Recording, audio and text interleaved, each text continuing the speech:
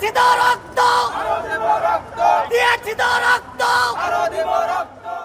শুক্রবার সকাল ঢাকার শাহবাগ। বৃহস্পতিবার রাতে বিক্ষোভ, হামলা, সহিংসতার পর শুক্রবারও ওসমান হাদির হত্যার বিচারের দাবিতে অবস্থান অব্যাহত রেখেছেন বিক্ষোভকারীরা।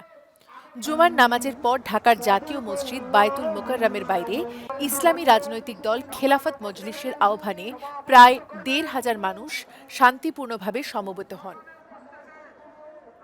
আইন শৃঙ্খলা পরিস্থিতি নিয়ন্ত্রণে রাখতে বিমানবন্দর, কারওয়ান বাজার সহ ঢাকার বিভিন্ন গুরুত্বপূর্ণ স্থানে বর্ডার গার্ড বাংলাদেশ বিজিবি মোতায়েন করা হয়েছে।